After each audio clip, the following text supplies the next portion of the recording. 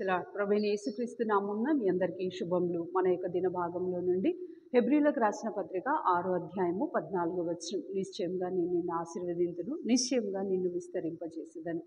ఈ యొక్క వాగ్దానం గుర్తొచ్చినప్పుడల్లా మనం ఇయ్యబడిన సందర్భం కూడా మన గమనానికి రావాలని ఇక్కడ హెబ్రీ గ్రంథకర్త చెప్తున్నాడు.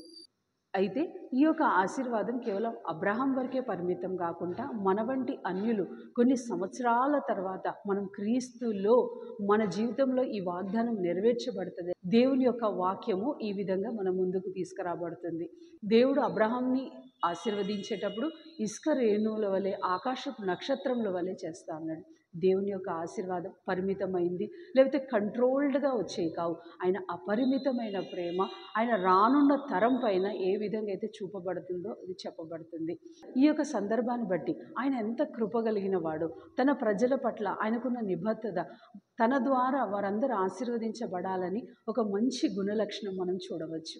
అనేక మార్లు వాగ్దానం మన జీవితంలో ఇవ్వబడకన ముందు అనేక పోరాటం, లోన పోరాటం, బయట పోరాటం, ఆయా సందర్భాలలో జాబ్ క్రైసిస్, ఫినాన్షియల్ క్రైసిస్ లాంటి అన్నీ ఎదురవుతూ ఉంటాయి. కానీ దేవుడు మనల్ని ఒక వాగ్దానం ఇచ్చి దానిపైన నిలబడకన ముందే మనల్ని సంసిద్ధం చేస్తూ ఉంటాడు. మనల్ని ఆయా సందర్భాలలో శక్తివంతంగా చేస్తూ ఉంటాడు. అంతేకాదు ఆ సమయానికి చాలా ఓర్పును కూడా ఇచ్చేవాడుగా ఉన్నాడు.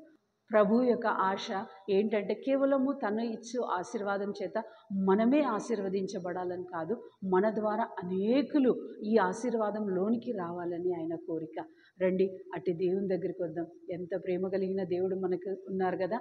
అట్టి దేవుని దగ్గరికి వచ్చి ఈ ఆశీర్వాదాలకి పాత్రులమై మనము మన తరానికి కూడా ఈ ఆశీర్వాదం తీసుకొచ్చేలాన ప్రభు మనకు సహాయపడినట్లుగా ప్రార్థిద్దాం. ప్రియమైన తండ్రి యేసు ప్రభు ఘనమైన నామంలో దేవా, మీరు మాకు ఇచ్చిన వాగ్దానంకి మీకు వందనాలు. ఈ వాగ్దానం మా జీవితంలో నెరవేర్చబడకన ముందు మేము నీ మాట వినున్నట్లుగా, నీకు సంపూర్ణమైన విధేయత చూపినట్లుగా మాకు సహాయం దయచేయండి. ఈ రోజంతట్లో మేము ఎక్కడ మీ మాటను దాటిపోకుండా నీ విధేయతలో ఉండునట్లుగా మాకు సహాయం అనుగ్రహింప చేయమని ప్రార్థిస్తూ యేసుక్రీస్తు నామంలో ప్రార్థిస్తున్నాం తండ్రి, ఆమేన్.